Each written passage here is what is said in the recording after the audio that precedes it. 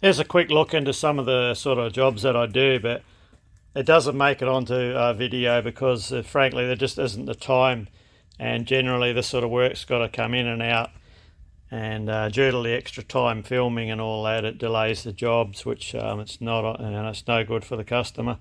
So a couple of ones here. This one's a bit of a curly one. It's two bushes with a set of tapers.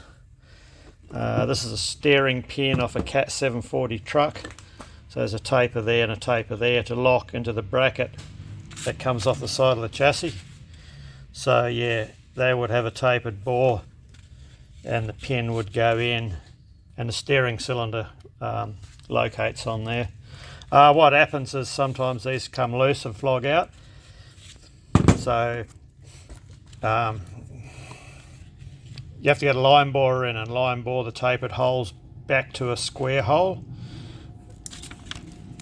Then we make a bush top and bottom for the tapers of the pin to go into. But that's where the issue is, because it's this can become quite problematic, because even though we have two shoulders there and a set distance from the shoulder to the shoulder, in this case it's 106.4. So when these bushes are pushed into position, they're only a light press fit. Your tapers top and bottom, it has to tighten up on both tapers at the same time. So you've only got to be a little bit out on either your taper diameter or your dimension from the bottom of your bush in relation to your taper for it not to work. So that's why I have this other dimension that I've taken from the bottom of the bores.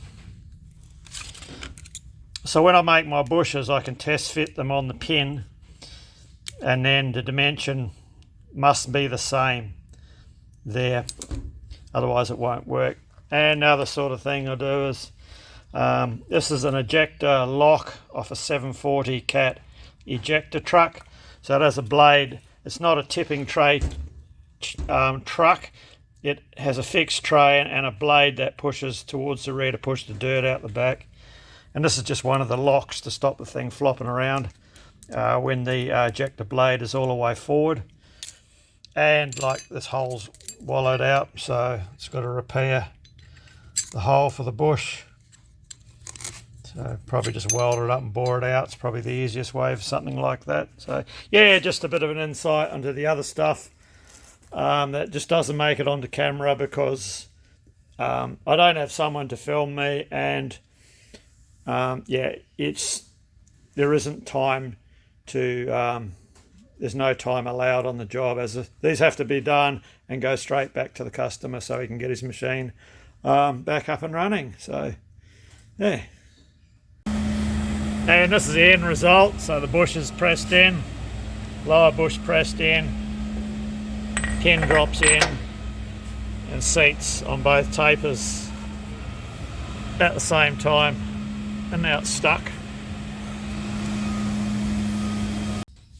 Well, g'day, Max here again, welcome back to the shop. So yeah, as I just explained, filming some of those smaller jobs, there isn't time available.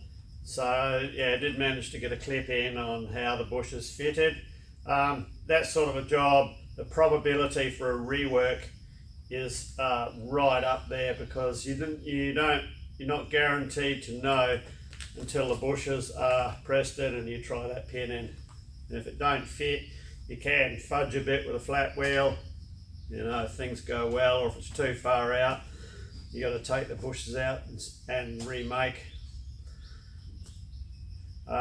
Remake them, and it can get quite curly.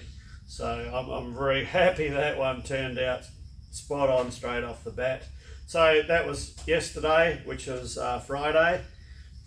So that leaves, well actually that makes today Saturday. So I've got a bit of time up my sleeve for this other lock, the other part. So I've got time to film this one, so I thought, yeah, well, let's just do a quick clip on this one. Yeah, so basically with this one here, this is a bore repair that we have to do, so the bush isn't like that. So what we're going to do, we'll weld the hole up with the MIG welder, and then we'll bore it out, and hopefully we'll bore it out to the correct size where the bush is a reasonable tap fit in. Doesn't want to be too tight, doesn't want to be too loose. So what I'm going to do first before I weld it is head over to the Bridgeport, and we'll get some sort of a setup happening so that after our bore is welded, we set this back in a particular location that we are already centered over our bore. That way, yeah, we're not going to cock up the center distance, which is measuring it approximately. You know, all I can go by is a nominal size, sort of like that, you know, and it's if I measure carefully, it appears to be like 45 millimeters. So we'll get this, get a location for this on the Bridgeport. So our clamping plan for this one's pretty straightforward. So just the end stop there will provide an accurate location after welding, so when we put the part back in, we are located in the right spot, and we can only grip it, we can't over tighten it in the vise. I'll bring you around on the other view from looking down, I'll show you why. And just for that extra bit, because we can't tighten it too much in the vise, that's why we've got this big strap clamp pushing it down onto the vise. So I haven't got this tightened down yet, but you can sort of see we're only touching on one little sort of point there. And you know, this isn't a great surface, but it's a surface. And being as we are overhanging the vise a fair bit, yeah, this clamp just makes sure it doesn't rock. I mean, you could put a jack under there, machinist jack, but really this is a better, I feel this is a better setup. If I was boring something that was hanging out that far and I was getting a bit of vibration and chatter or something, yeah, I may put a machinist jack under that just to sort of settle that down a bit, but we'll see how we go. Okay, so we're centered over this bore, and we know as far as the crow flies, the center distance appears to be approximately 45 millimeters. So what we're going to do, we'll zero our digital readout on here, and then we'll go across, and we'll go across 45 millimeters. We know we got somewhere in the vicinity of 5 to 8 millimeter ish offset between the axis of our vise, the axis of the table, and the center of this hole. So yeah, the center of this hole is off to one side. It's not a great deal. It's not going to affect our measurement. We're only looking at, we'll get a better picture of it, but if we've got our 45 mil center, so if we come across 44.7 and then across 5 on the Y, that's going to put us in our location. What I've got to do now is just get a better pinpoint on the center of this hole and just confirm whether this is going to be 5 millimeters or 8 millimeters or whatever it's going to be. So with our bush sitting in the worn hole, we'll come and have a bit of a hover over. What's my DRO is reading in inches. We'll swap that over to metric. So I measured 45 as the crow flies, so we'll move our table 45, which is there. And we'll move our y-axis across to a sort of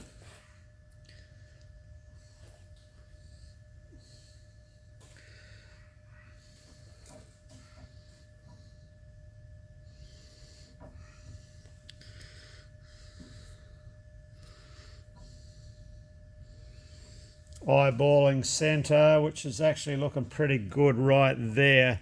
Okay, so we're 45 millimeters from center to center, and we've moved across 6.695, say we'll call that 6.7 millimeters.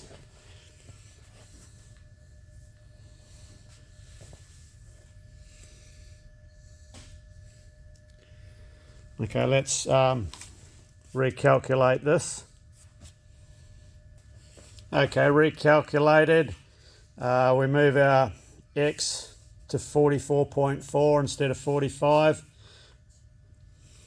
Our 6.7 remains that we've moved across to give us the as the crow flies dimension of 45.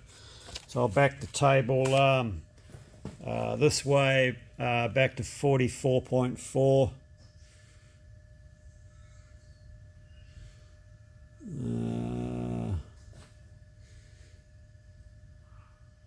Which is there.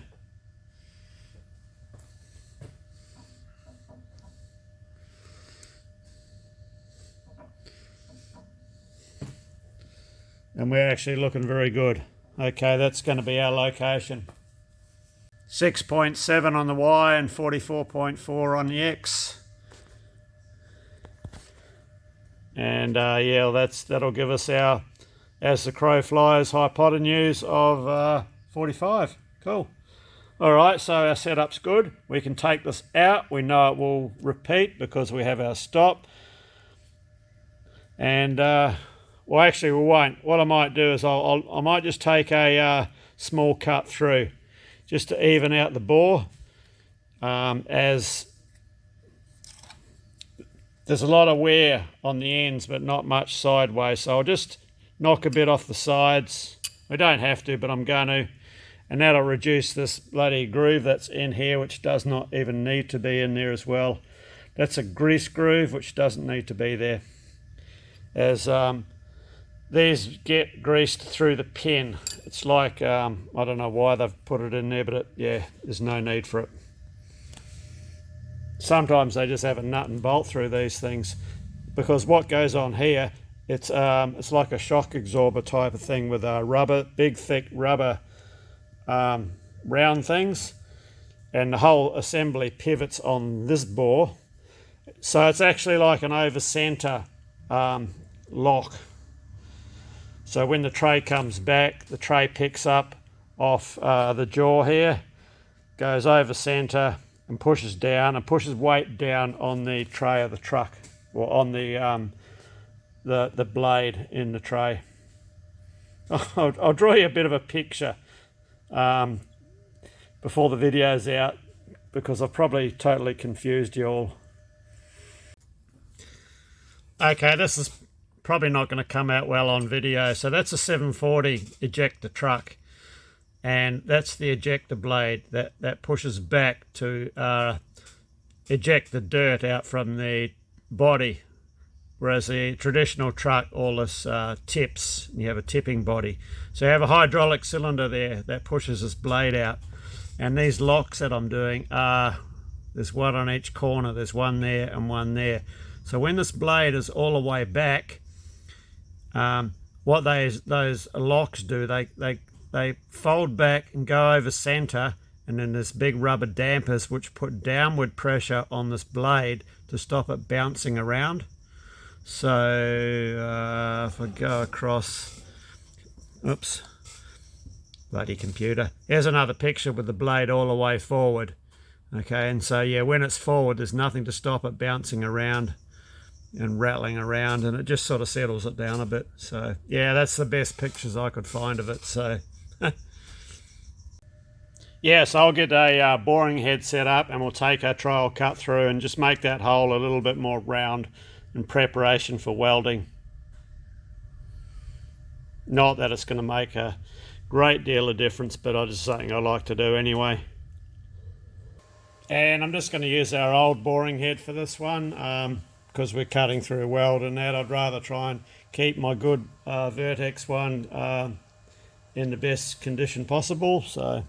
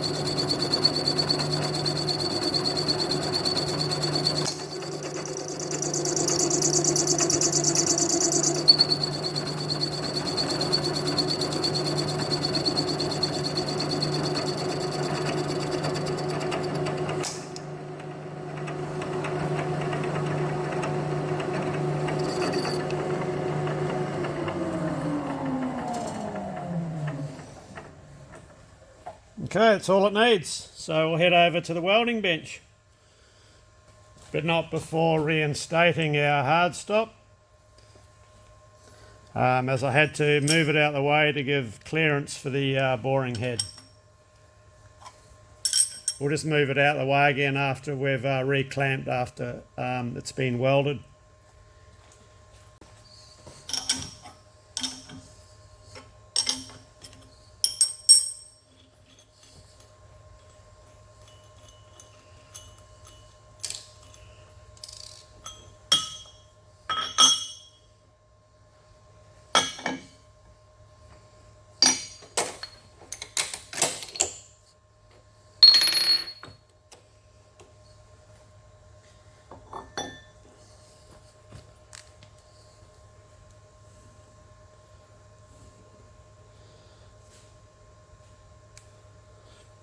Okay, so I'll just sand off these burrs where the material's been munted over.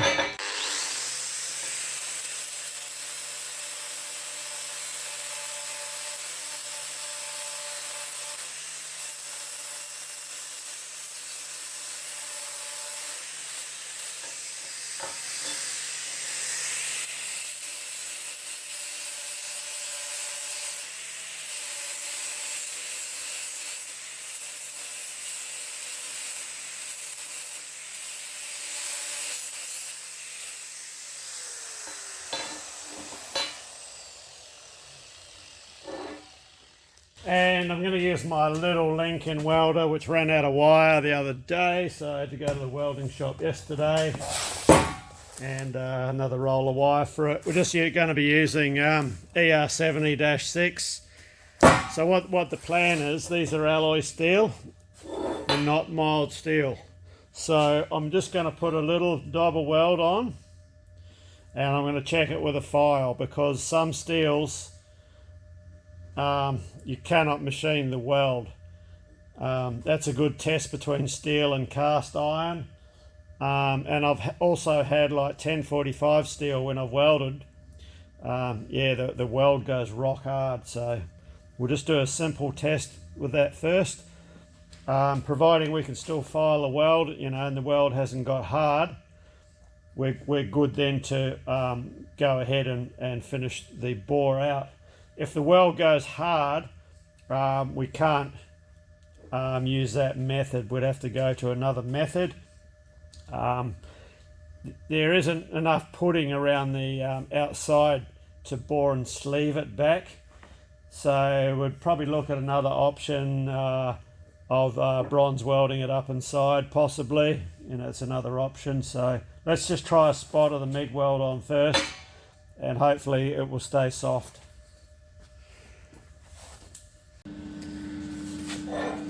Okay, I'll just try a little spot.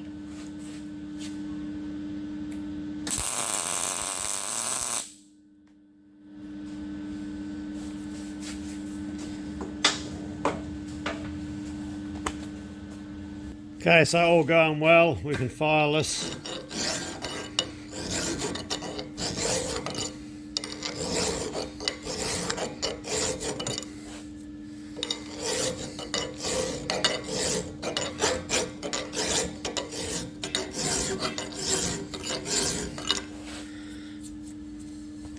No problem there.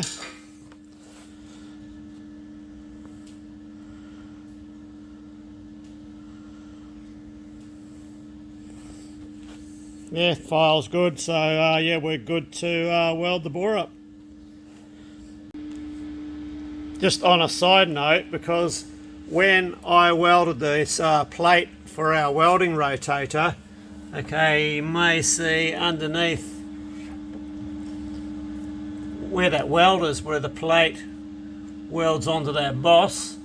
Well, that boss is made out of 1045 steel, and that weld is that hard that I cannot machine it. So just a simple quick test that was. Something you have to do if you're not sure if you're welding something like cast steel, or could it be cast iron, if you're not sure if it is cast steel or cast iron. Well, that's the best test. dobber weld. If it's cast iron and you weld it with the ER70 wire, it'll go rock hard. Your little bit of weld will go rock hard. There's a bit of crappy old cast iron, so let's demonstrate that test.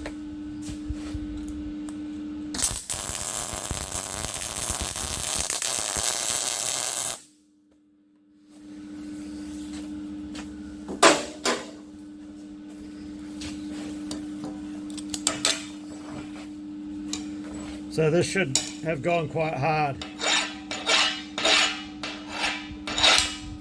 And it has, rock hard. So quick simple test.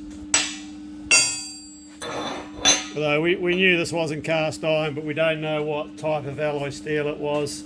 It is listed as an alloy steel in the Caterpillar information system.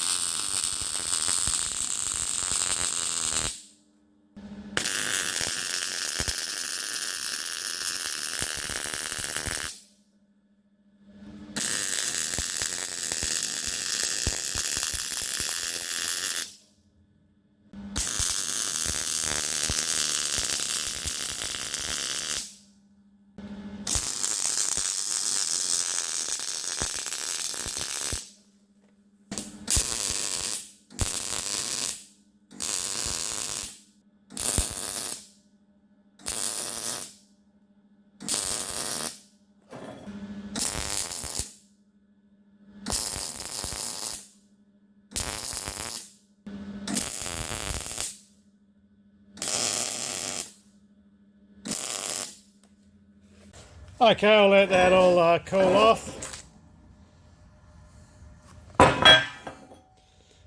And then we'll see what we're dealing with. Okay, so we've sanded back the welded area, and I'll put in a carbide end mill just to get an initial hole through. Straight back in, right up against our locating stops, being that one there. Just nip the vise.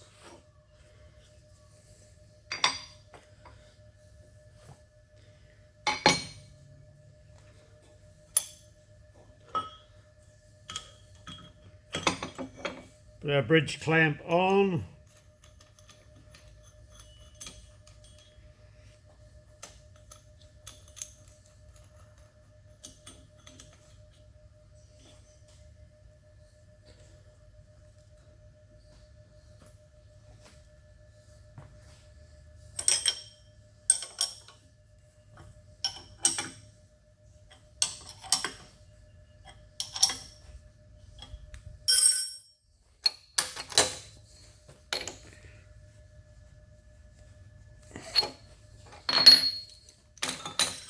Okay, we can move this out of the way,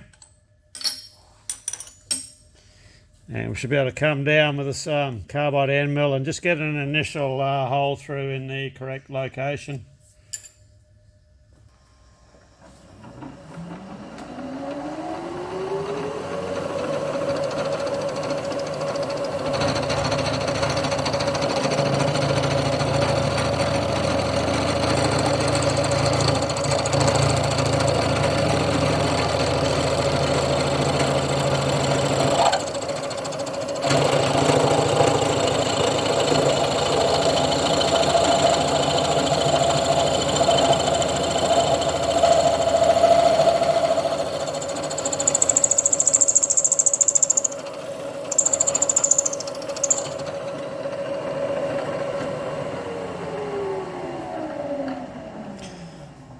Right, that should have taken off any initial high spots. So that cutter was 16mm, and we've got our initial hole through. Just to give us a bit more room for the boring bar, our bush is 28mm. So we can actually do a fair bit of sidestepping here with that cutter. We'll just sidestep a couple of mil either side of centre in both X and Y direction, and that will open up the hole in preparation for boring. So I'll go 2 millimeters on the X going across that way.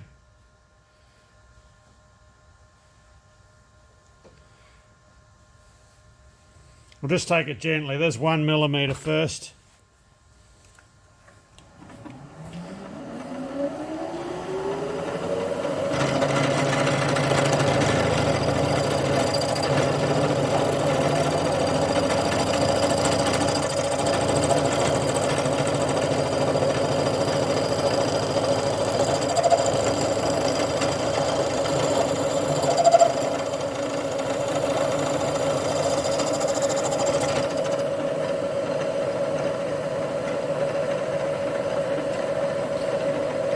And another millimeter.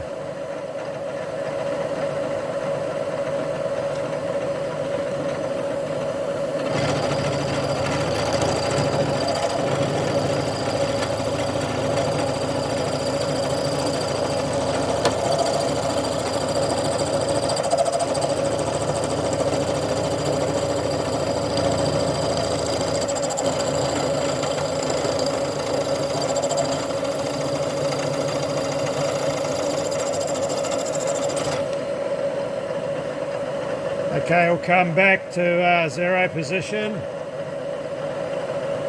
and we'll go a millimeter the opposite way.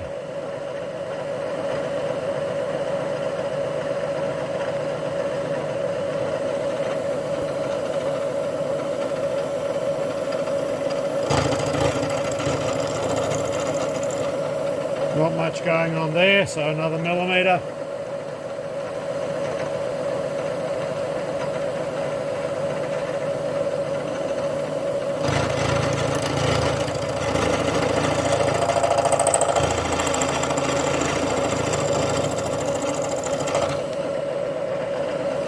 Okay, we'll go back to 0.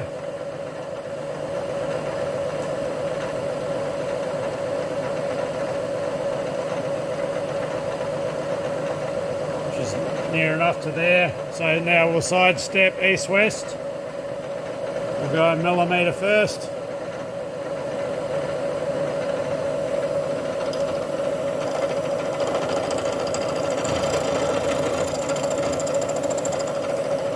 Another millimeter.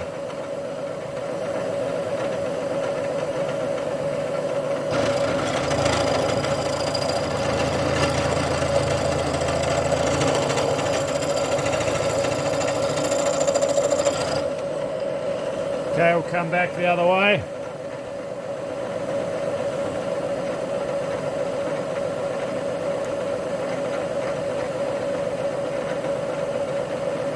One millimeter past centre the other way.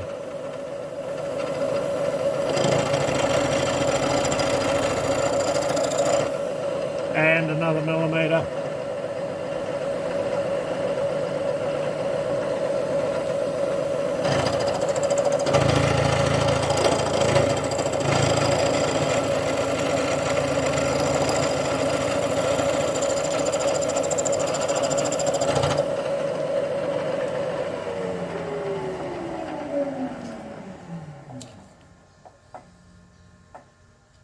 Okay, we're looking good. We actually got a fair bit of weld in that bore. Let's take it, we'll get you in a bit closer. Yeah, so we've got a fair bit. So let's go another millimeter in all directions.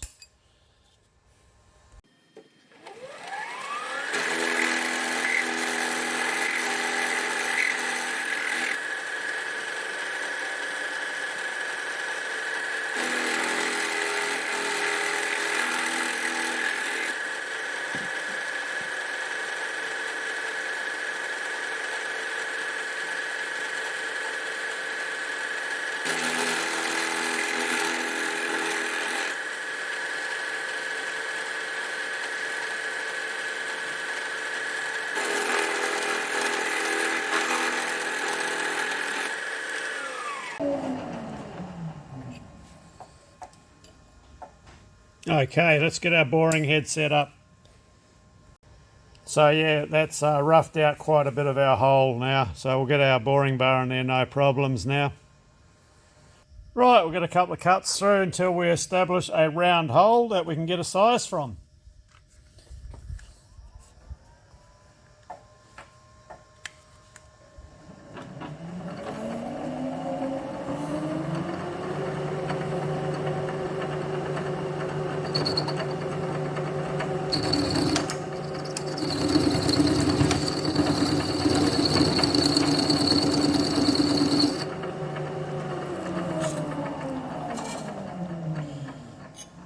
Just got to back that off a little bit.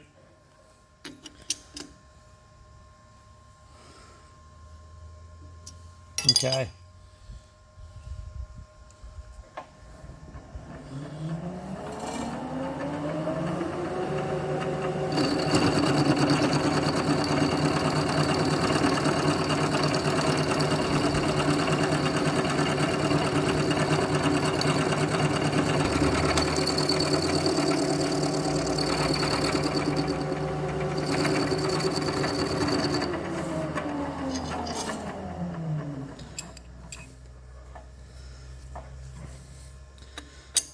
Take another cut.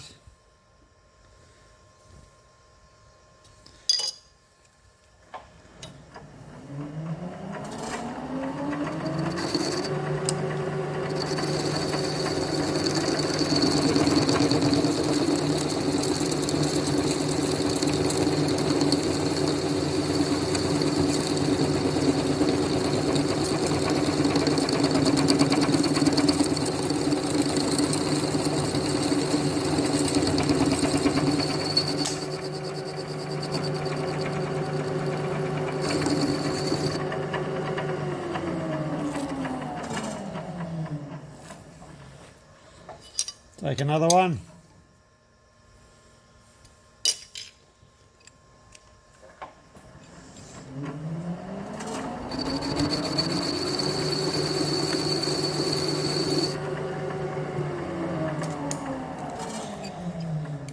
Okay, let's get an approximate size.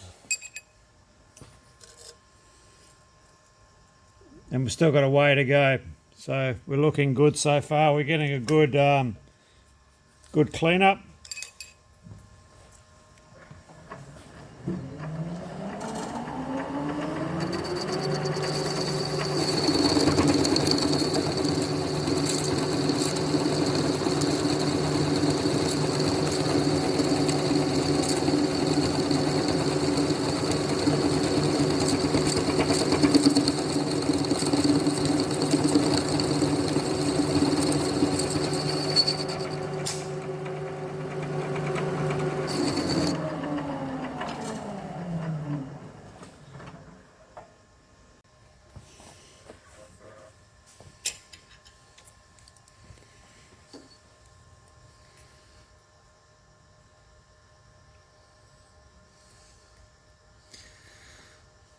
$23.4.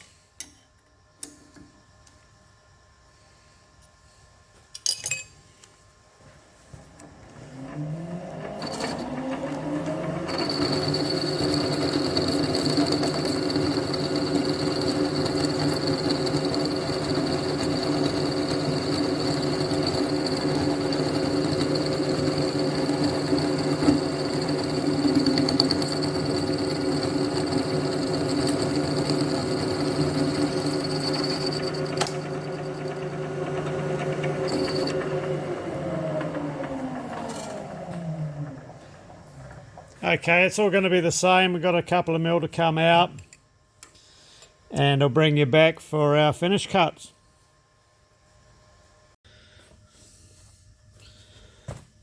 Okay, we better get a size and see where exactly we are.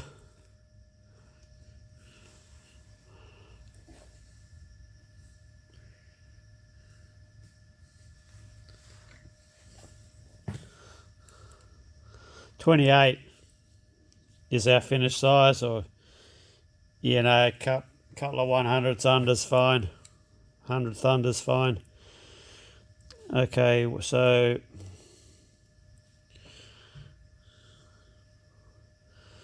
We are 27.56.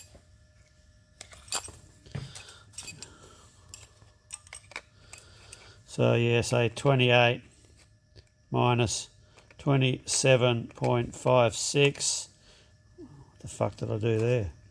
28 minus 27.56 equals 0.44 to come out the diameter.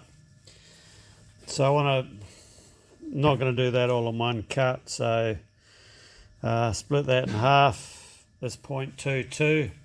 Split that in half again. 0.11 will be our infeed.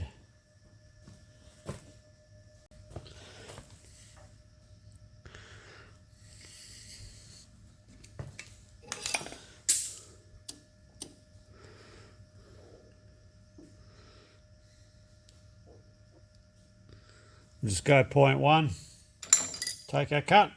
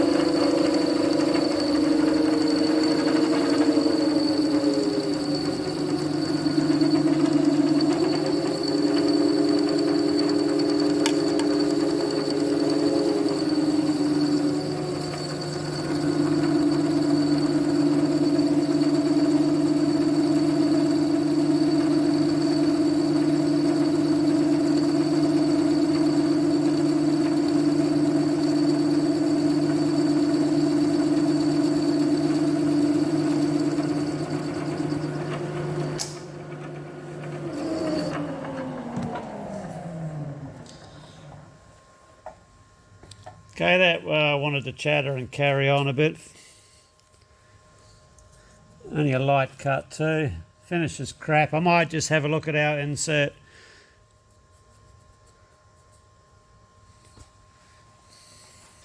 Now that insert didn't seem too bad, so I slipped the machine arm. I've got it in back gear now, so we can drop our revs down.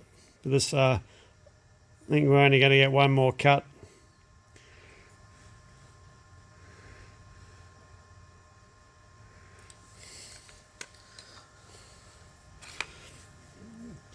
So we should have in the vicinity of 0.2 to come out.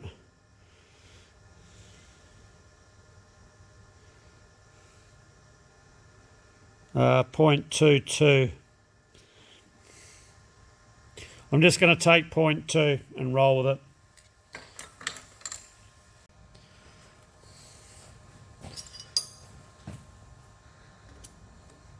So 0.2 cut will be 0.1 on the dial here.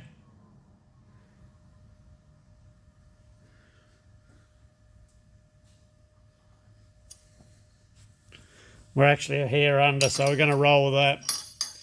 We're a hair under on the dial indicator, and we're a hair over on the dial on the boring head.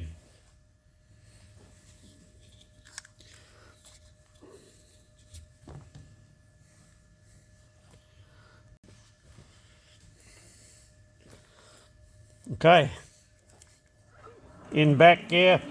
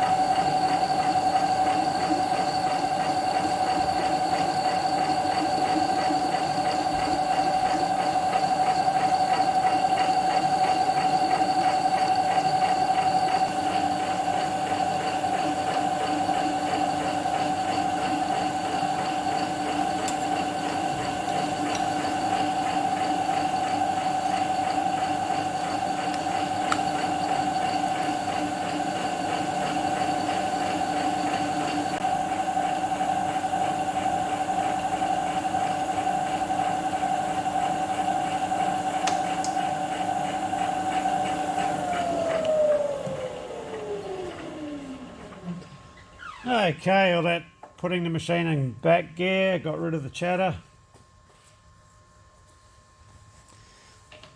So we should get a size. Hopefully we're there or thereabouts.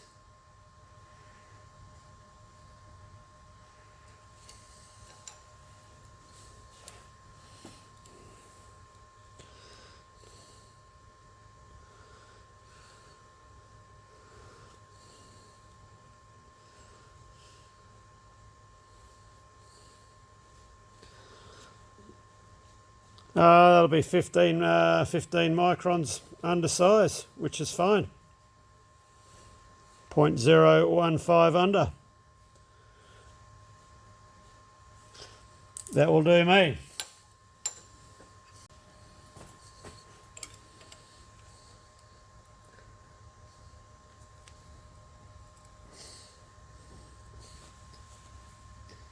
She'll be a tight fit, but she'll go.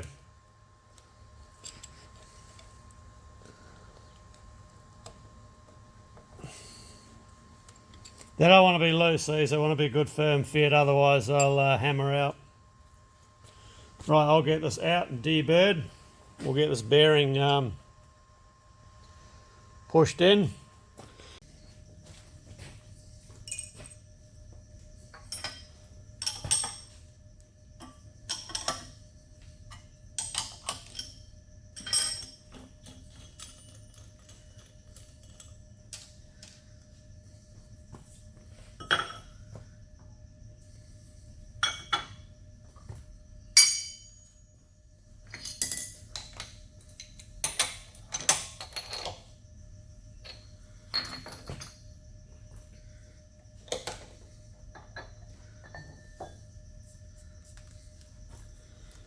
Okay, I'll go and get this deburred and we'll have a look at it.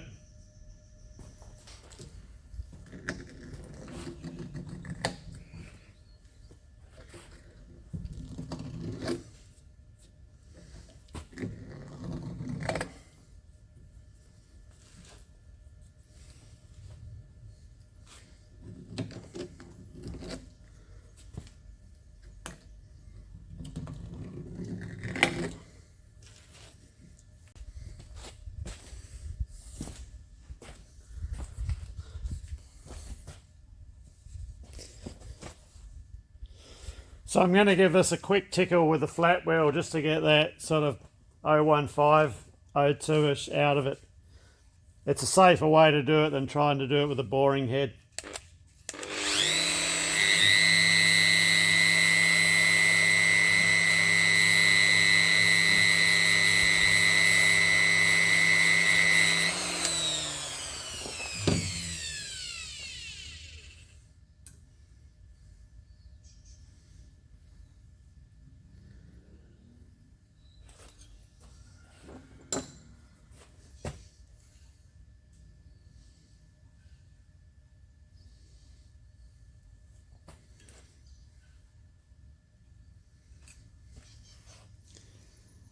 That's got it. That's all it took. Right on 28 millimeters. Okay, so let's go and push this bush in.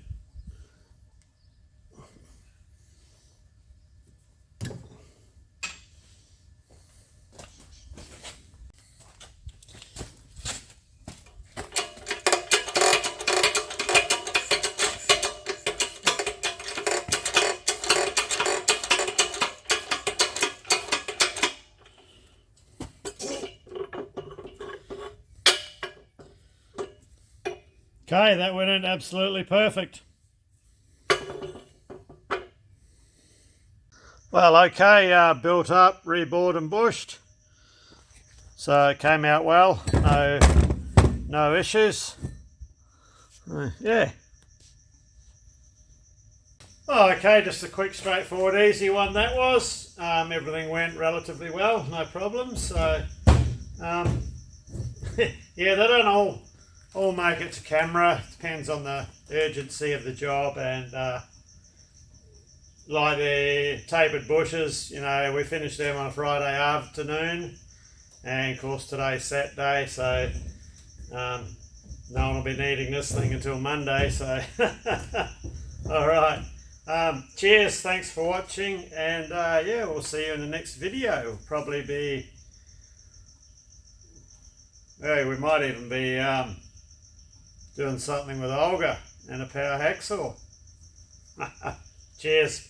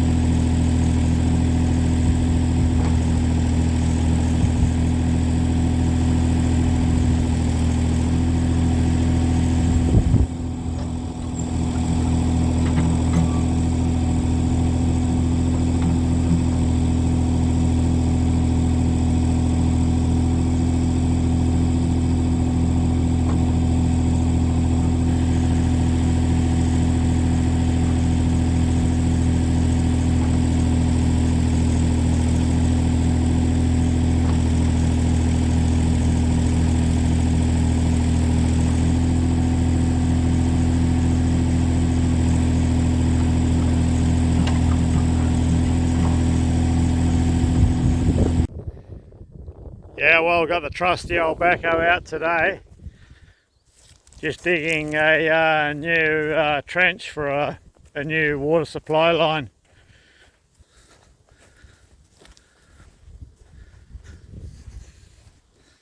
There's all the way up to there where the water meter is. Dodging all the trees. I'll get in the shit if I clean up any of them. Yeah, so she's fully old school on my old Massey Ferguson 40 backhoe.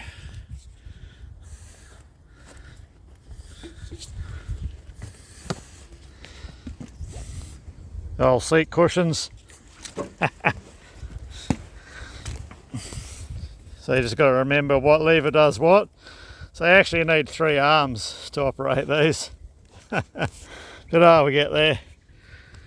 Trench is looking good, nice and straight.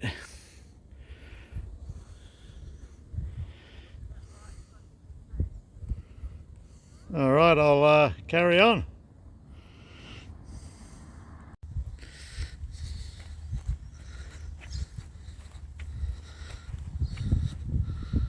Well, okay, all ready for a bit of backfilling. There's some danger tape that has to go over the electrical orange conduit. Then it can all be backfilled. Cool. And the old backhoe performed its magic again. Been worth its weight in gold, this tractor. There's something going on right down the back of the workshop there. Could be pretty interesting.